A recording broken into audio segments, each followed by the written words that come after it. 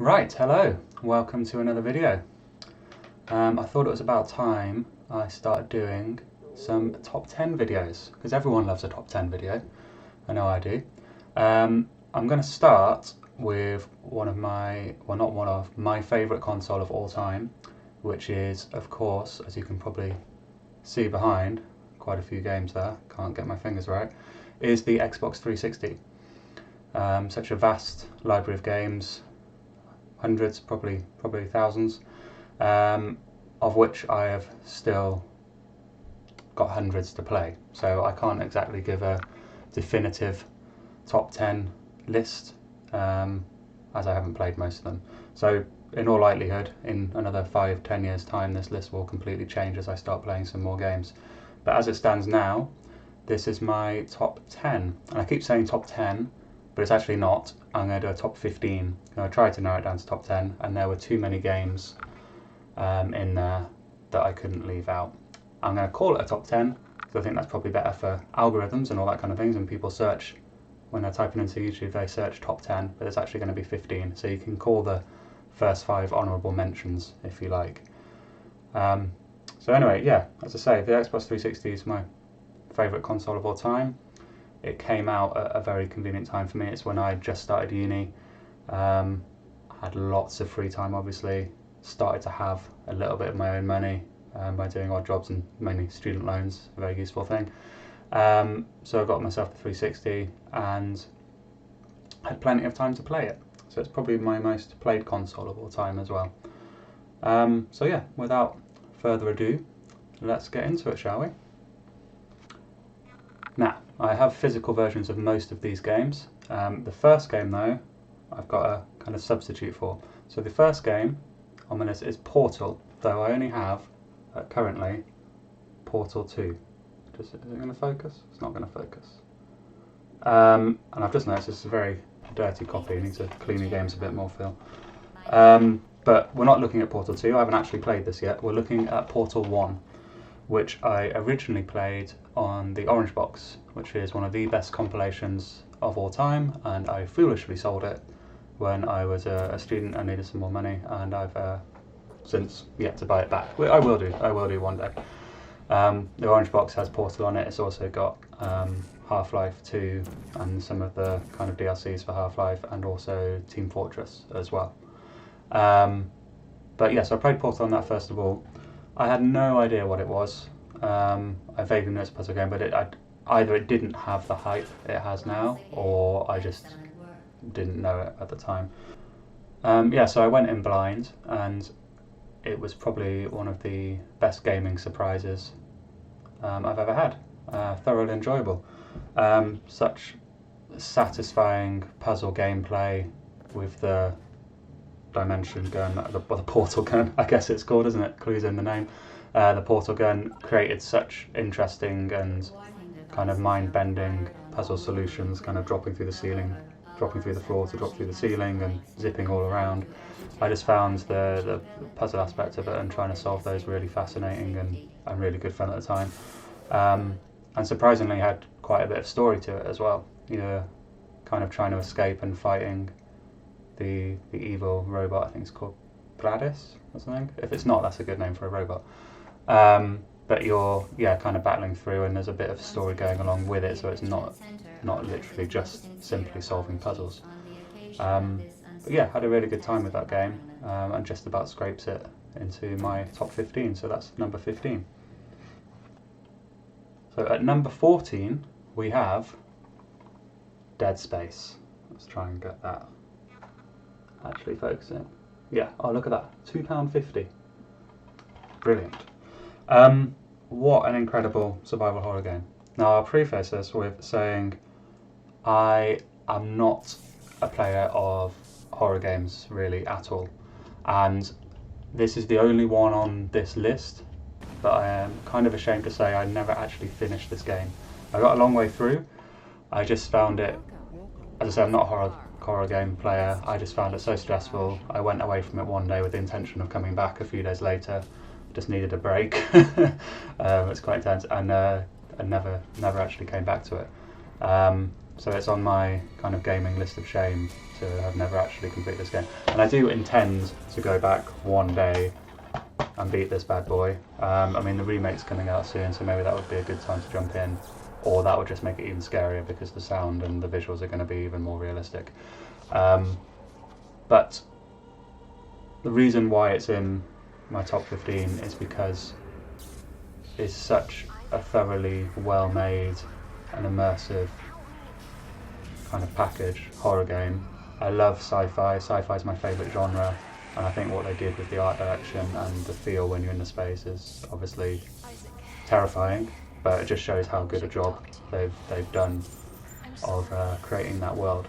The gameplay is really interesting. I like how you have to kind of aim for certain limbs and stuff when you're shooting to slow them down, so instead of just always going for headshots like you would normally in survival horror games when you're fighting zombies and things, you've actually got to aim for different body parts, so you can change the alteration of your gun, so you're firing vertically or you're firing horizontally. So obviously if you're firing horizontally, you're going to try and take the legs out, and then they lose their legs and they're crawling along the floor towards you to slow them down, and you can take their arms out as well, which stops them kind of doing as much damage to you. And I just thought that was very clever in and of itself, just making the actual gameplay, the moment-to-moment gameplay, a little bit more interesting and a bit tactical. I also like how they mix up the actual gameplay itself. So there's certain periods you're normally walking around this space station on foot, trying to survive onslaught of these kind of alien monster attackers. But you've got certain sections where you're trying to restart the ship, basically, kind of get it functional again, where you're going to anti-gravity areas. So you're floating around and kind of just brings a new element of gameplay and kind of gives you a little bit. You still have some battles in these, but not as much. It gives you a little bit of respite and allows your heart to calm down a little bit from the more intense sections when you're on foot, kind of walking through the hallways and things. I realise I keep looking at the screen rather than the camera, so yeah, apologies for that. A little bit new to this. And yeah, going back to the art style, I like the... Actually, let's pause it there. I'll go and get what I'm just about to talk about.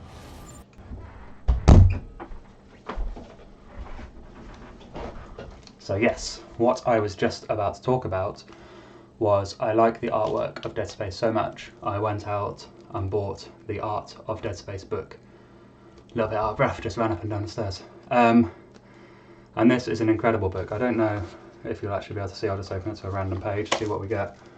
But it's just a book covering all of the art, environment, monsters, everything going on within the Dead Space universe. And yeah, it's a really, really good book. And as I say,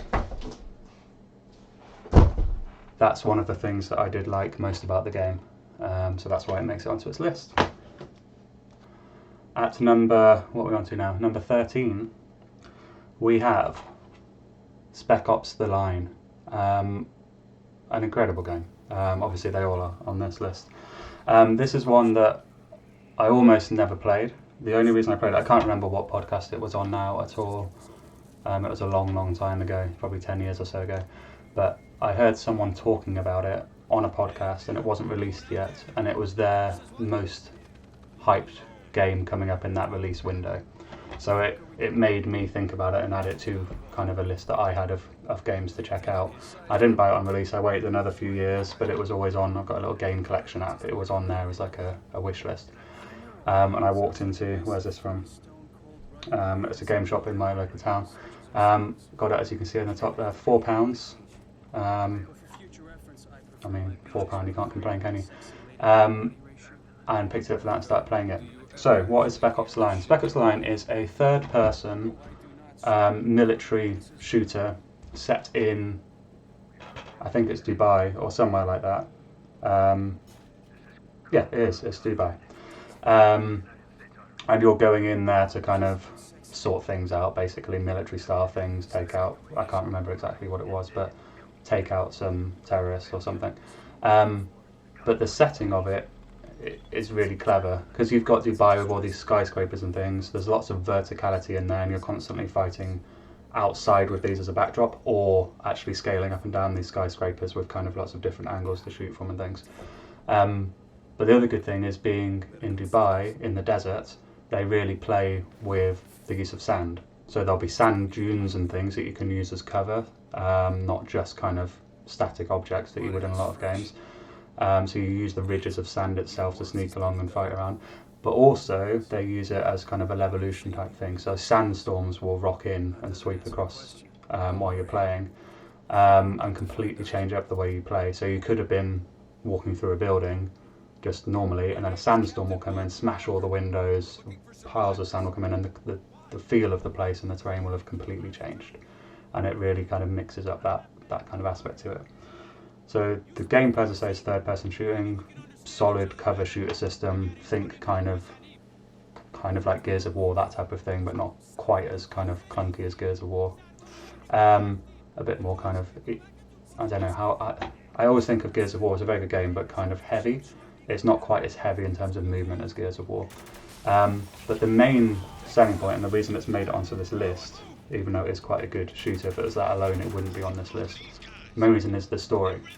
And I'm not actually going to say anything more about the story in this, so I don't want to spoil anything. All I'll say is the story, which you wouldn't expect really from a kind of military shooter, blew me away. And it had me thinking about it kind of long after I'd finished the game. So I won't say any more on it. I'd just say go and pick this game up. If I got it for £4 kind of many years ago, you can probably get it cheaper now, unless it started to go up in price. So yeah, get it physically, get it digitally, get it wherever you can, and if you haven't, then play this game. At number 12, we have another game which I don't think these two are, but I feel like they could be squeezed into the hidden gems category. The last one, Spec Ops The Line, and this one, Enslaved, Odyssey to the West. And look at that, £2.50. Yes, picking up some bargains. This is a kind of action adventure game, kind of third person, running around, platforming, combat, that type of thing. Set in kind of a post-apocalyptic world where nature has reclaimed kind of everything basically. So you have like buildings and industrial structures and things just covered in foliage, vines and trees and moss and all that kind of thing, and it lends itself to a really good setting to kind of explore as you're going along. So the reason I like this game so much is just the whole package really. Again, it's a game that I went into with no expectations. I'll show the back as well. I will put some gameplay up, so I probably don't need to show the back, but there you go. There's a close-up of some of the characters. But the actual combat is really satisfying and interesting. Different combos you can do as you would expect. The variation in enemy types and things is quite unique and varied as well, which is good. You're fighting kind of big mechanized monsters and things. It's kind of like an early Horizon Zero Dawn in a way. But it's its own thing and not quite as far towards the mechanized things as that one is. But there's also really satisfying platforming. The characters are quite interesting. The story's quite interesting. You play as a guy called Monkey. I'm pretty sure his name's Monkey, and I can't remember the name of the girl that goes with you. But you are effectively tied together because you have is it on his?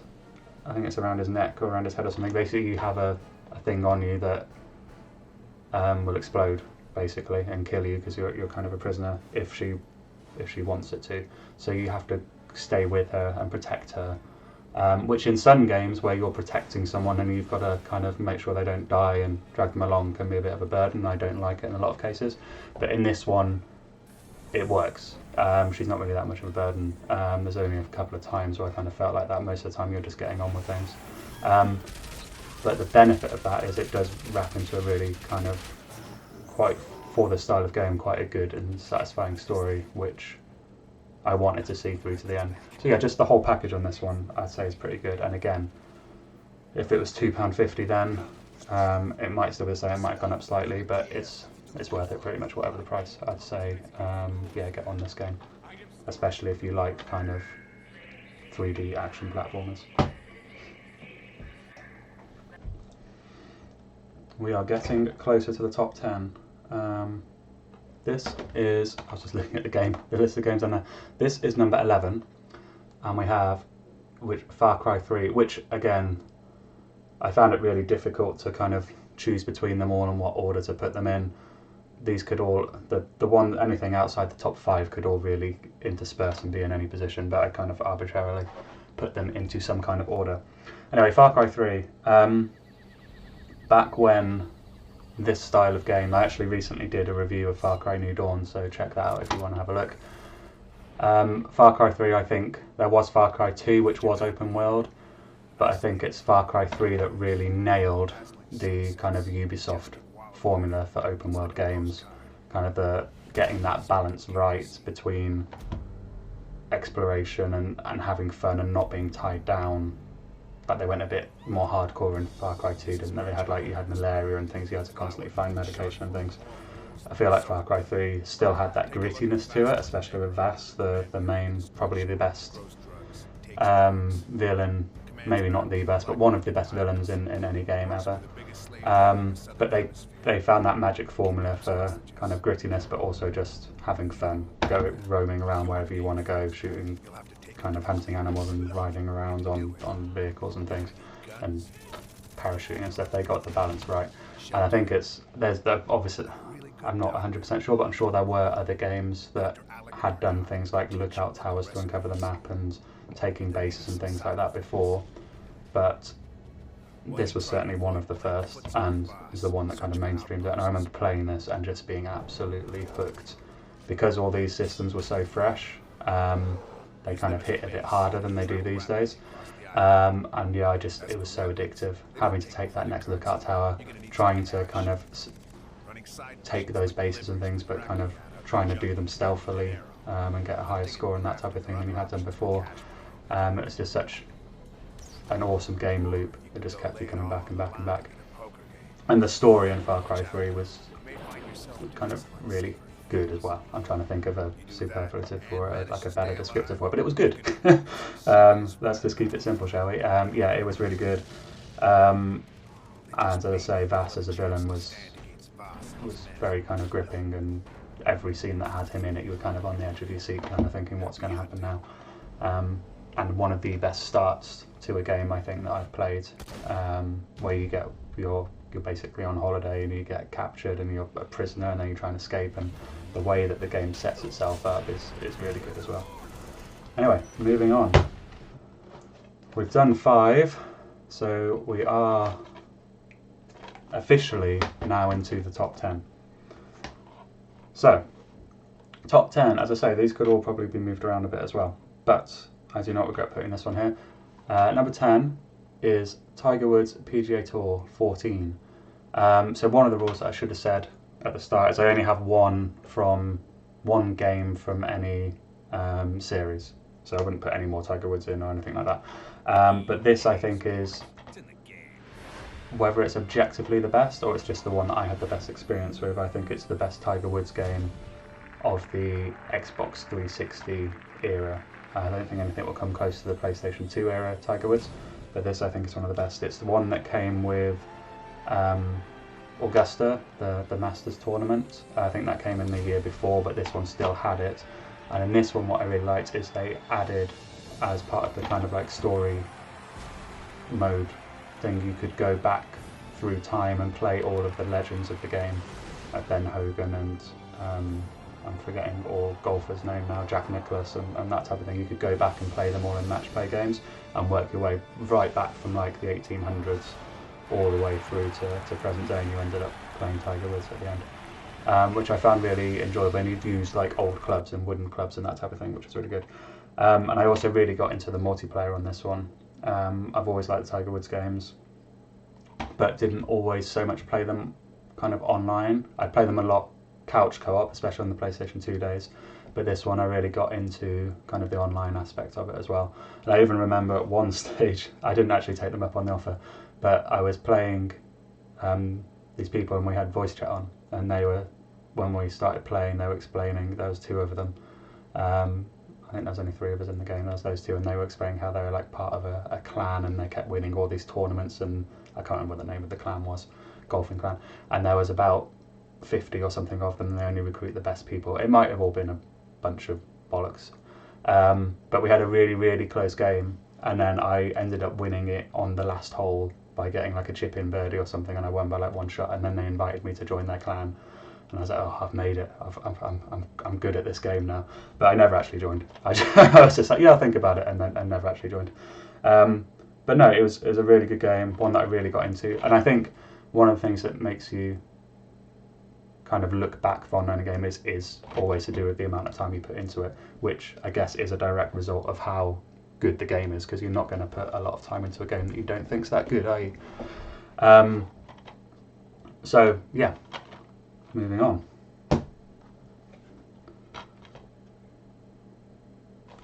Number 9.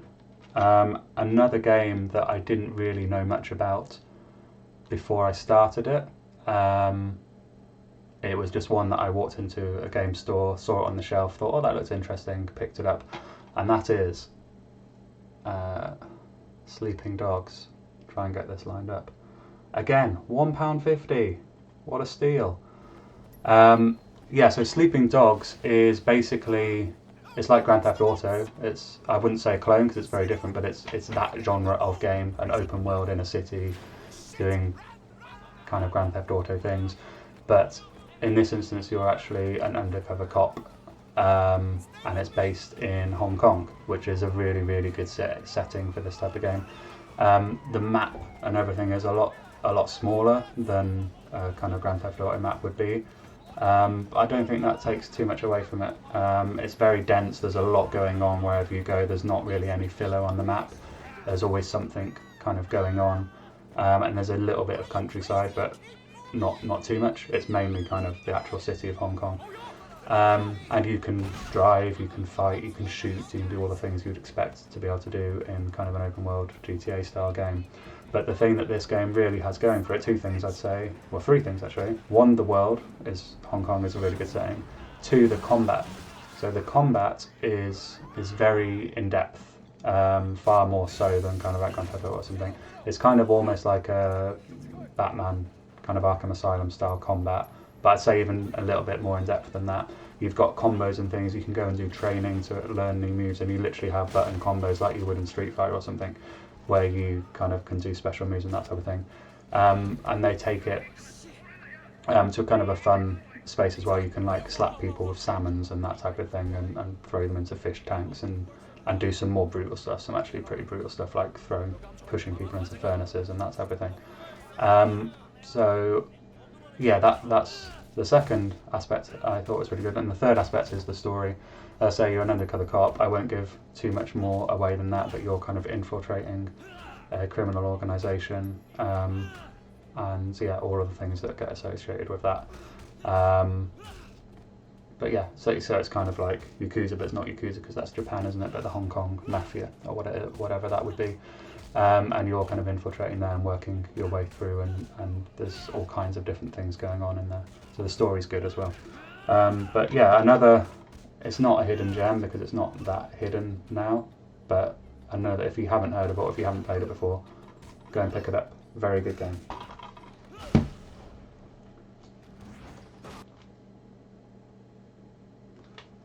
Alright, now I've lost track of what number we're on. Hold on 1 second.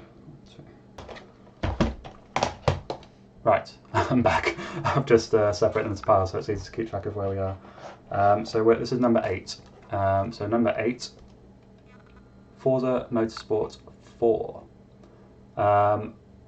I'm a big fan of racing games in all sorts of forms, like the more sim style ones.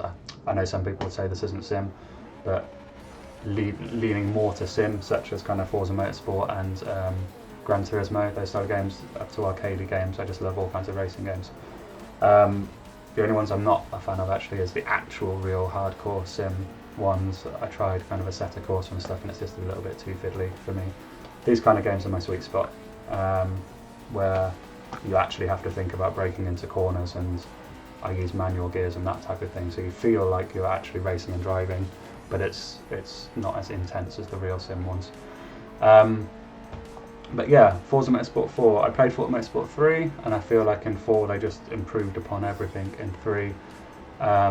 The The graphics at the time, well, it still looks incredible now, but the graphics at the time blew me away. The range of cars that were available, the range of tracks and events that you could do were unbelievable. I think they just really nailed this style of game with Forza 4, and this is actually the game. I've always been a long time fan of Gran Turismo. I had a PlayStation 2 kind of growing up and played the Gran Turismo games, and the PlayStation 1 and played the Gran Turismo games on them, but this is the one that converted me to a Forza fan. I am now far more a Forza fan than I am a Gran Turismo fan, and that's only been reinforced actually since this, with Forza Motorsport 6 and what are we up to, 7, and the recent Gran Turismos I don't think have been that great at all. So yeah, basically it is what it is really, isn't it? There's not much to say. A huge range of cars if you're a car fan at all. There's hundreds of them, really well modelled. The physics of this game are unbelievable, as they are with all the Forza games. Huge variety of tracks, huge variety of events, and online multiplayer as well. I don't know if the online multiplayer would still be going with Forza Motorsport 4, but even if it's not, there's so much to do in the game. You don't need it really, and if you want to play the online, you can play one of the newer games. So we are up to number 6, almost knocking on the door of the top 5. So number 6, I'll show it now, is of course got to be in the top 10 somewhere, doesn't it? Fallout 3. So this is actually, I think, yeah, I got this. This came with my Xbox 360. This and Medal of Honor. What was it? Airborne, or was that the one on the PlayStation 2? This and one of the Medal of Honors anyway. One of the early ones on the 360 before they revamped it to be more like Battlefield. And I was absolutely blown away. I had a couple of years, so I had a PlayStation 2, but at uni I didn't really play my PlayStation. I didn't even take my PlayStation when I first went to uni. And then I had a year or two before I got a 360, so I've been out of gaming. I mean, I had a PSP, but I didn't really play it too much. So I got the 360, and this was like my, right, time to get back into gaming kind of moment. Got a bit of money, started to go out a little bit less. I was still going out quite a lot, but being a student, but had a few more nights during the week when I needed something to do. So I went out, got myself a 360, and this came with it. And I'd never really, as I say, it's first game on the 360, so I'd never really played anything like this kind of scale RPG, this scale of world. Obviously I think the nearest comparison in terms of scale would be kind of the Grand Theft Auto games on the PS2. But I can't think of any games with this level of kind of RPG-ness and that type of thing. This was one of the first that got me into that kind of genre of game. And yeah, unbelievable. I think everyone knows about Fallout 3 by now. It's not exactly a hidden gem or anything, is it? But the start of that game kind of really got me hooked as well. The first kind of hour or two, because I hadn't looked up too much about it, but the first hour or two when you're in the I'm going to get the word wrong now and everyone's going to roast me in the comments. You're in the silo, I can't remember what it's called. Anyway, you're in the bit where you start, and you grow up and you kind of start as a child and you go to a kind of teenagers and adults, and then that moment when you leave the vault, that's what it's called. That moment when you leave the vault and you just see this world opening up before you, and you can just kind of go anywhere. But you've also got that like, well, what do I do? You've got some hints and stuff, but you can go anywhere. That hooked me, and I just didn't put this game down for 3 or 4 weeks until I played all the way through it. And yeah, just an epic game. The depth of the story, the gunplay, the VAT system. It's all very good, so had to be in my top 10 somewhere. Right, we're on to number 6. As I got that last one wrong, it was actually number 7, because my stack of games that I've got down here, one of them I don't have physically, so I've got a bit of paper in between the games, and I obviously forgot that was there, so I miscounted. But anyway, we are now on number 6, and number 6 is Fable II. So I didn't play Fable 1. I didn't have an original Xbox. I just played on my friends all the time when we played Halo. But I didn't play Fable 1, so this was my first entry into the Fable series. And again, similar to, I don't think I got this long after Fallout 3. And I think it was probably Fallout 3 that started making me look at these kind of genre of games. And yeah, similar to Fallout 3, I just loved the scope of the game, how much you could do within the space and how much you could explore. I loved the kind of good and evil system. You could make your character really good or really villainous, and your character and appearance would change depending on what actions you decided to take. I actually started playing as a good person, with the intention of going back again to play as a villainous person. I actually never got around to doing that, maybe one day. I love as well how your dog, I love it, any game that has a dog as your little sidekick, but how that dog would change as well. So mine turned into a golden retriever, I think it was. But if you go the other way, it turns into like a Doberman or something, kind of a little bit more villainous. Oh, my alarm's going off, hold on. And yeah, I love the things you could do. So the story was good, the combat was good. It was it's like a fantasy style RPG. So you've got magic and swords and that type of thing going on. But you've also got kind of side things you can do, like purchasing houses, so you can have a little property empire. You can do jobs and things to make money, like chopping wood and other thing. I can't remember what else you can do now. But it was just a living, breathing world with lots of things to do in there. You could get married, you could have children, you could do all of that kind of stuff as well. So yeah, a lot to do within this game, and I think it's got, well, I know it's got a real loyal following, and people were a little bit disappointed by Fable 3. I played Fable 3. I didn't think it was as good as Fable 2, but I didn't think it was as bad as people said it was. I still enjoyed the game, and one day, fingers crossed, they will actually bring out the new Fable. With everything that's going on, like the amount of delays games are getting these days, I'm not holding my breath to have it any time within the next 3, 4, 5 years, and I wouldn't be surprised if it was cancelled, because so many games seem to get cancelled these days. But yeah, Fable 2. If you haven't played it, go and play it. As the same can be said for any of the games on this list. Right, we actually are now into the top 5. You will notice a little bit of a theme coming into the top 5. Not all of them, but there will be a little bit more of a focus on multiplayer, because for me, that, aside from all these other great games, but the 360 era for me really was that online multiplayer. It's the first time I had access to it from home. As I say, I didn't have the original Xbox. I've never really been a PC player. Xbox Live and connecting with friends that had gone off to other unis and things, and playing with housemates. It really was that era of online gaming for me. And I still play online now, just nowhere near as much. This was literally, we'd be on, depending on the game, like every day of the week. Whereas now it's like a once a week kind of thing.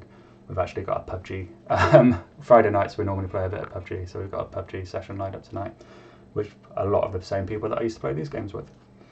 But number 5, Battlefield 3. This is the game that got me into the Battlefield series, and I feel like maybe it peaked here or Battlefield 4. It was a toss-up between Battlefield 3 and Battlefield 4, and I have to say they are, let's be honest, both of them are quite similar. They're both kind of modern day first-person shooters, with similar weapons and similar gadgets and similar maps and that type of thing. You could choose either or, I think. But Battlefield 3 is the one that I have the most vivid memories of, and probably the one that I played for the longest. So what else can I say about it? Let's have a look at my notes, shall we? And we'll find out what else I can say. Yeah, just some incredibly solid feeling, like shooting mechanics. The level design was unbelievable, and it was back when Rush was actually a viable game mode to play. We tended to mainly play Rush. It's in my opinion, such a satisfying game mode.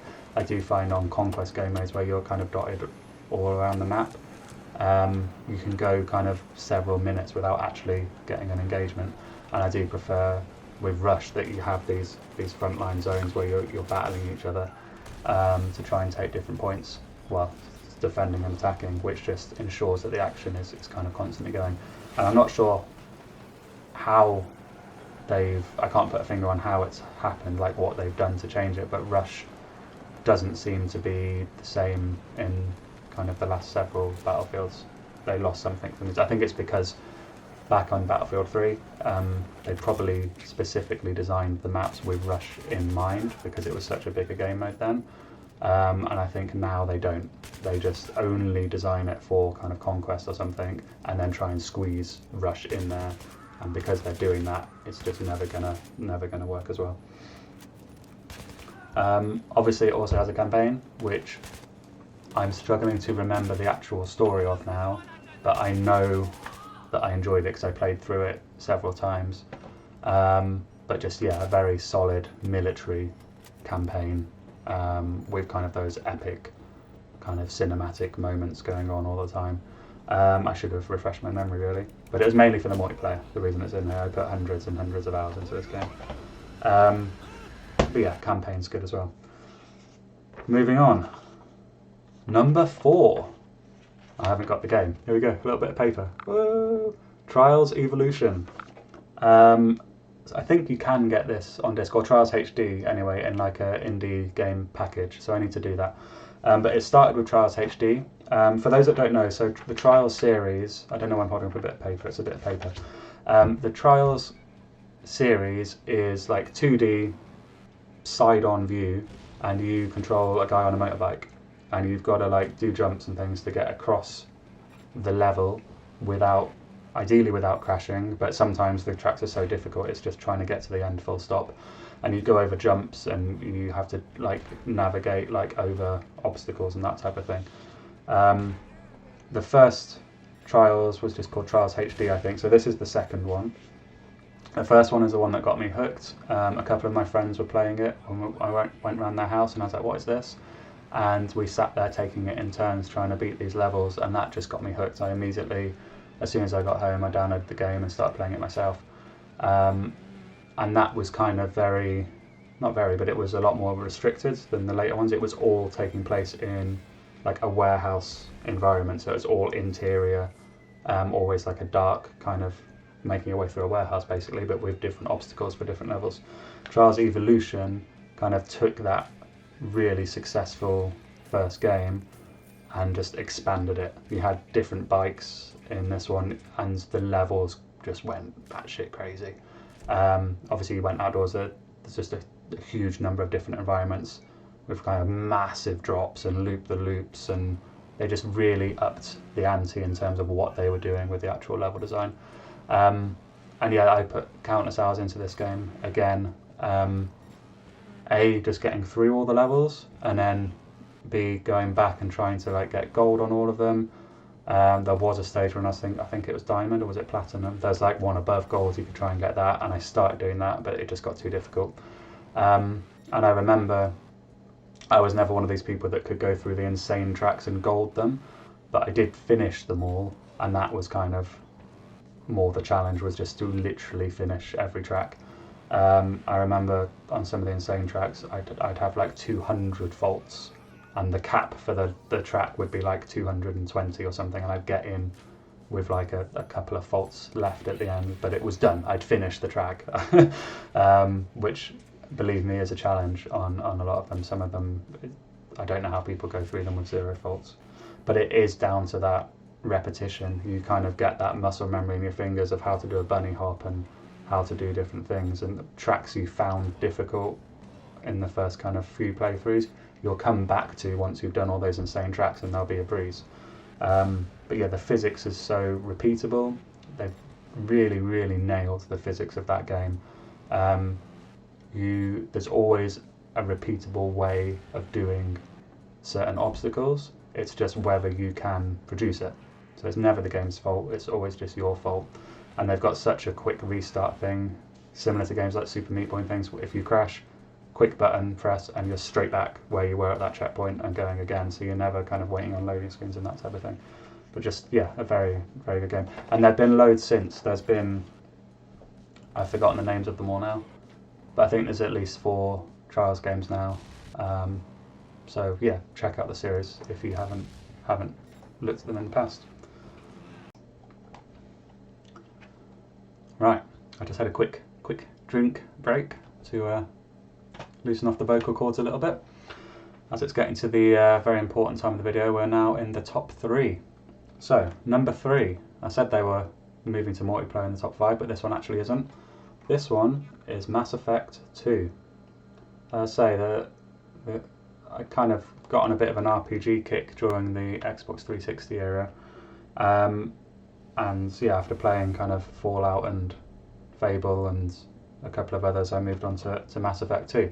I didn't play Mass Effect. I have since gone back and, well, started it. I've got the Mass Effect Legendary Edition, so I've started playing through Mass Effect 1. I think I'm probably about a third of the way through. But at the time, I just jumped straight into this.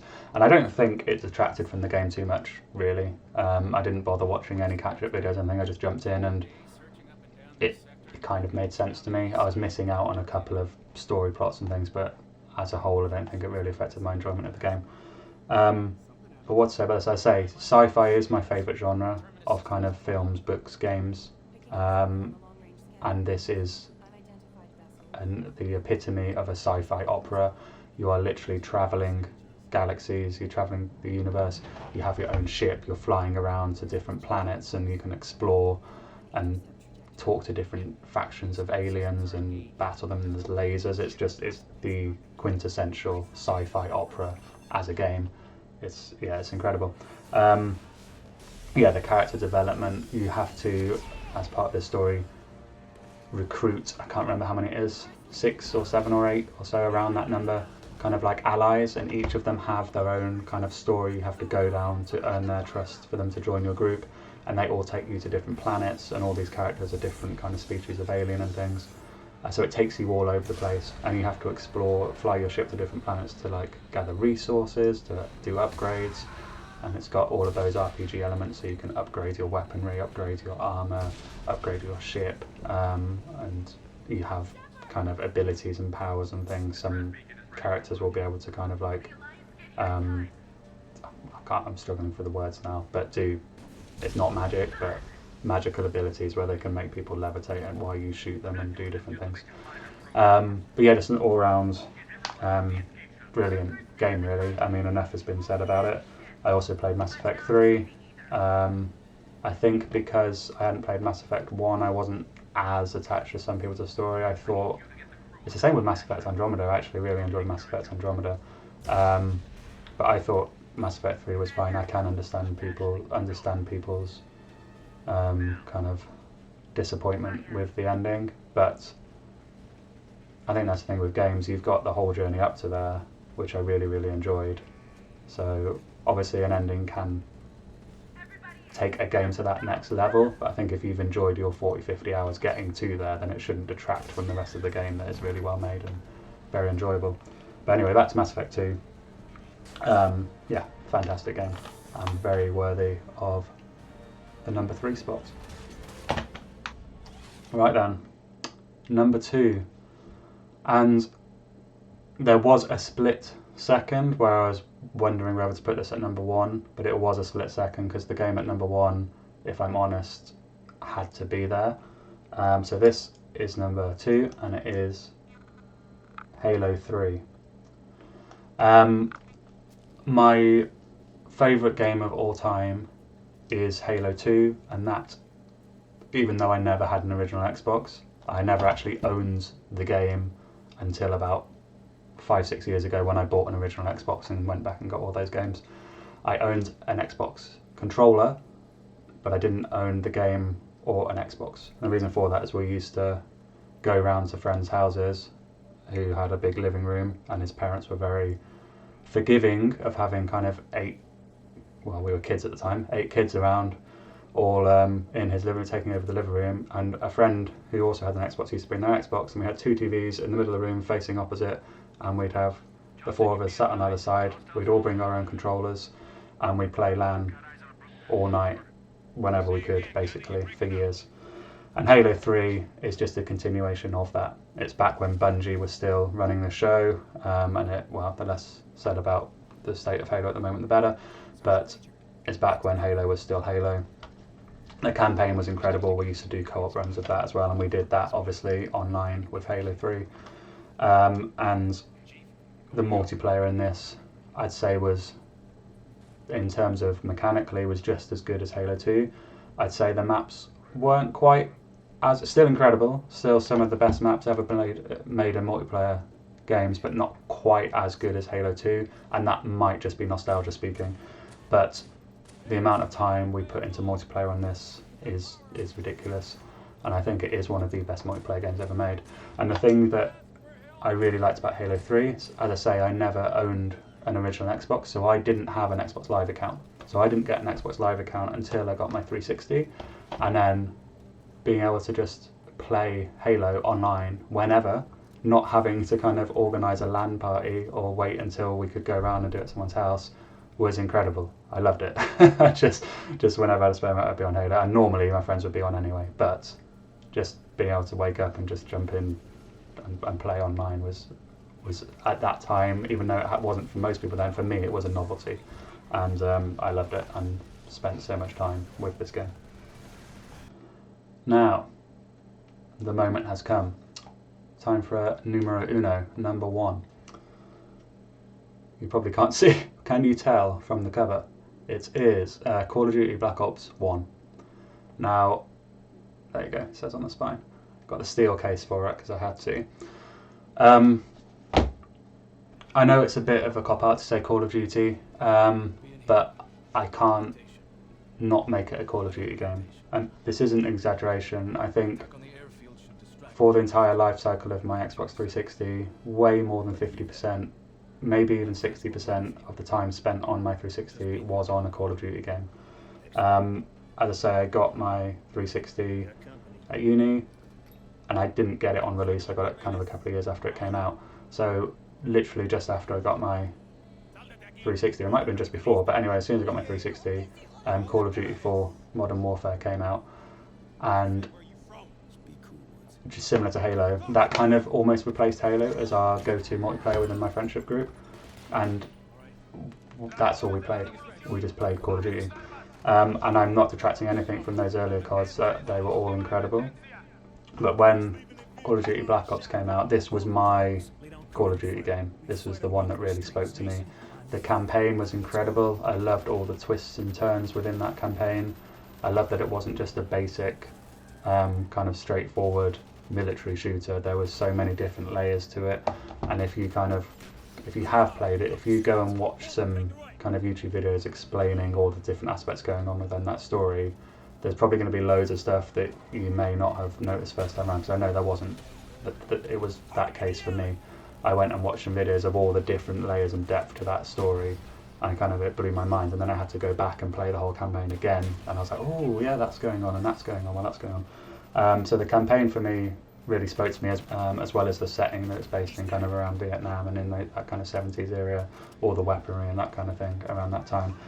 And the multiplayer, I wouldn't say it was probably objectively any better than the previous games like Modern Warfare, but it just spoke to me. I don't know if it was something to do with the weaponry or they changed something up in terms of the gameplay subtly, but I personally was better at this game than I was at Modern Warfare, and I think that made a big difference to my enjoyment of the game. I've always been, I'm going to big myself up now, I've always been reasonably good at first person shooters. I've always had like a 1.5 plus KD in Call of Duty games, well until recently, back when I was younger and had the reflexes I did.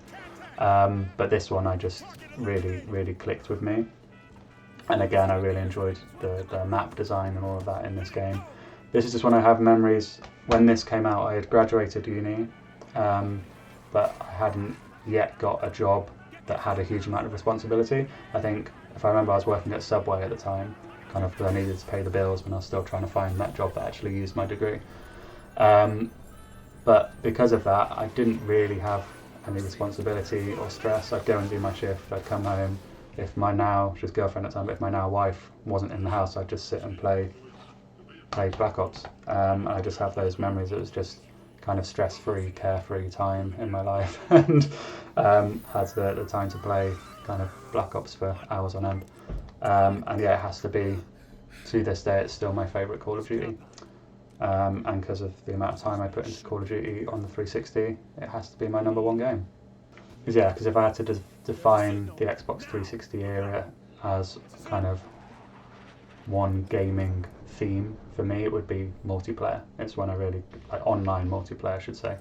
It's when I really got into online multiplayer, and that's when online multiplayer with Xbox Live became kind of really, really mainstream. And the game for that, obviously there's other ones, Battlefield and Halo, but the main one had to be Halo. I mean, most people were sucked in during that period. So for me, if I'm being honest, it has to be Call of Duty Black Ops, my #1 game of the Xbox 360 era. So yeah, thank you all for watching, and if you've made it this far, thank you very much. If you want to, please leave your list of top 10, top 15, top 5, whatever you want to do, of your favourite 360 games in the comments. You can see, it's difficult trying to get your finger in the right place. You can see on the shelf behind me, I have loads of Xbox 360 games. There's 3 full shelves going all the way across, and there's probably a third of them to a half that I haven't played yet. So please do put your recommendations in there, because there's a strong likelihood, a very strong likelihood, there's lots of games up there that I haven't played that would make it into my top 10 that I just haven't got around to playing yet. So if you can recommend some, and there may be some that I don't even own yet as well. So yeah, please put them in, I'll get around to them. And I probably will make another top 10 in, well, 5, 10, in a while, once I've made my way through a few more games, because I'll probably change my mind on a few of them. Some will probably squeeze their way in there.